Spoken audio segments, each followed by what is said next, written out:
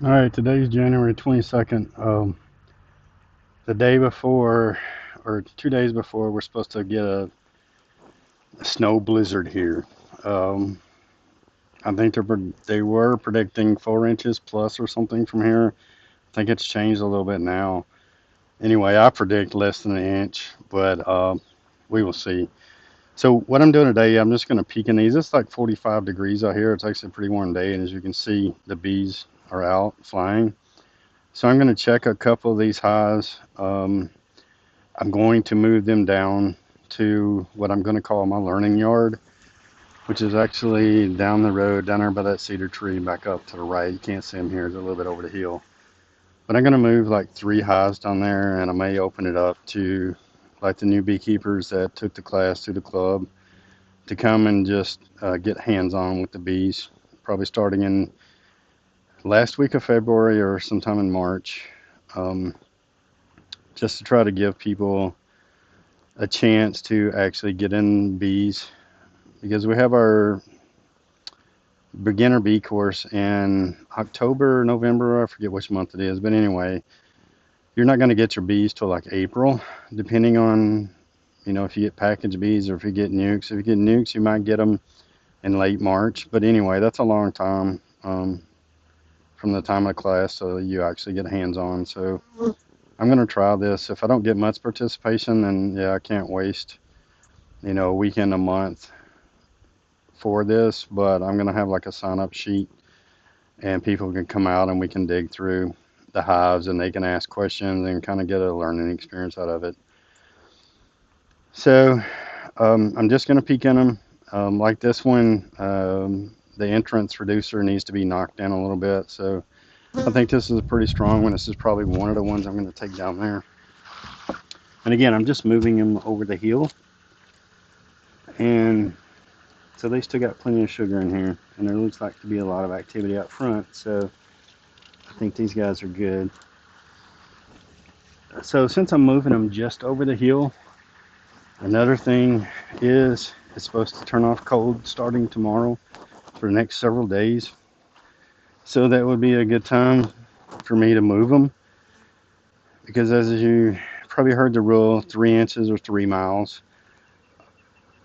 I've also seen other people do this. Like if it's raining for 2 or 3 days, you can move them at the start of that because like after 24 hours they like reorient. And I'm not saying that's true. I'm saying I've seen another big bee yard where the guy does that and swears that it works, and it makes sense to me.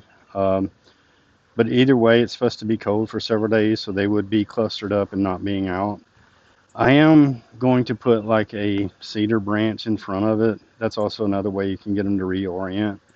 But with the cold coming in, that's basically what I'm doing. So the one I just went in, this one, which has a lot of activity, I'm probably going to move my Hive 365 down there. This one probably. So let's take a look at these two. I also have places already set up down there for two more hives. So yeah, see this is a good one. So, you know, the other two places are probably going to be for splits. That will be probably part of a good experience for the learning yard to have, how do you do a split? So I would already have those two set up down there for two more hives down there. Probably five is the max I would keep down there. Again, it's just down the driveway, so it's not like it's a big deal for me. So yeah, there's plenty in here too. So, with it being just down the driveway, I just keep it separate from my main hives location here.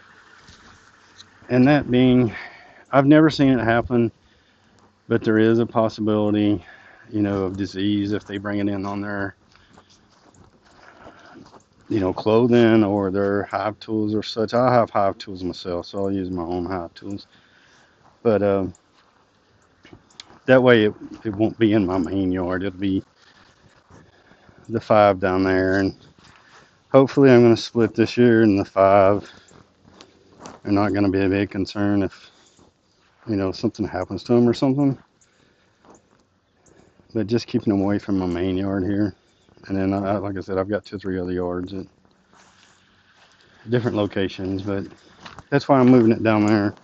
Plus, um, less beehives to, like accidentally walk in front of, the bee traffic or whatever. So it would be easier to manage with just 3 down there. So that's it. Those are the 3 I'm going to move.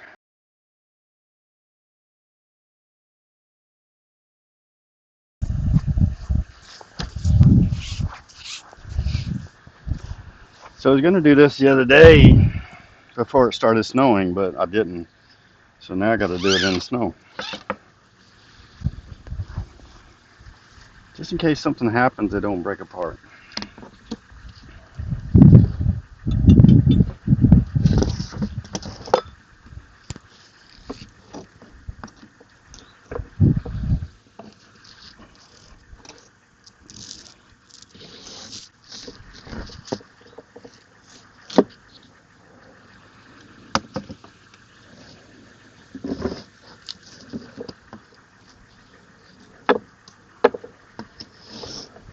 Move it back a little so it's not over the center, so I'm going to leave it on here.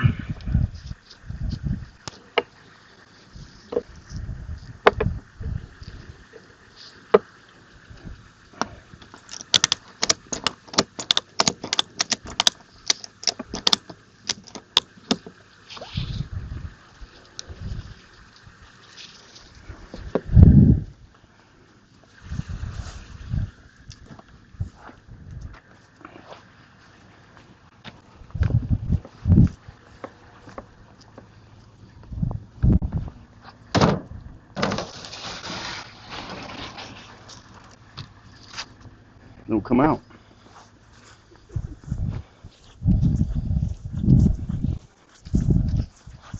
Why'd you choose these hives? Do what? What made you choose these hives? I opened them the other day, and they were still pretty good.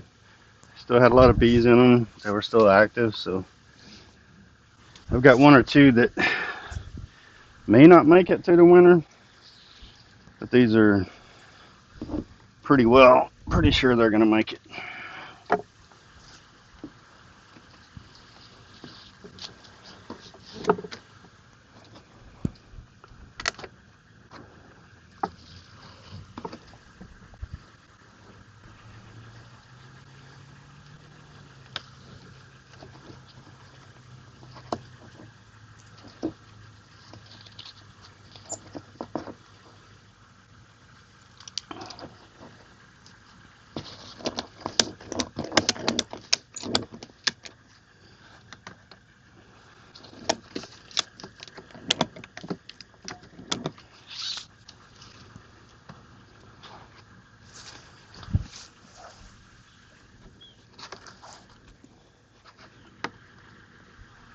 Yeah, this one's much heavier than that one.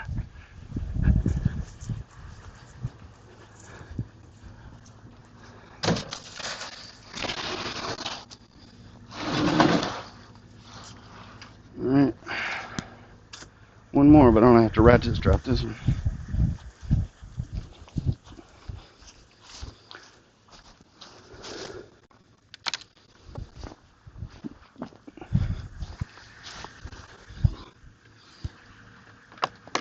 Ooh.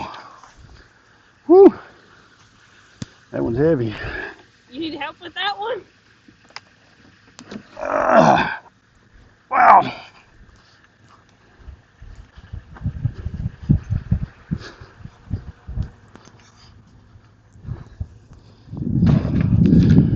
Woo.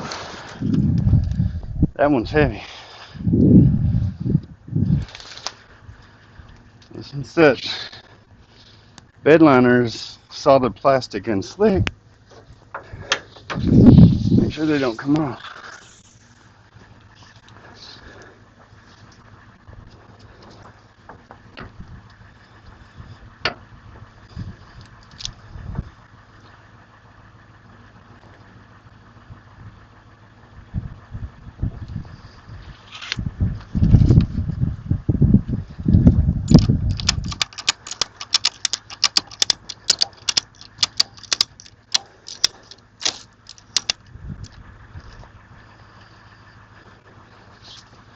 All right, let's go move.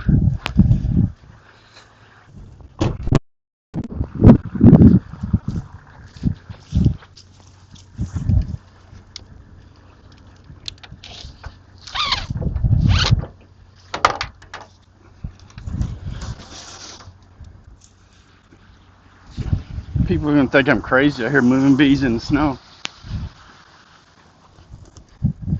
It's actually the best time to move them because they're not gonna come out because they're clustered because it's cold and it's supposed to be cold for the next week or so. So they'll reorient when they come out because I'm only moving them like 300 feet or something. If you pan that way, you see where the cedar trees are. That's where they're coming from. So not a long ways to move.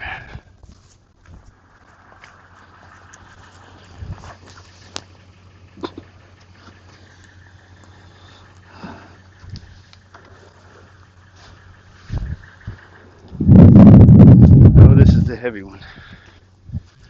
Ooh.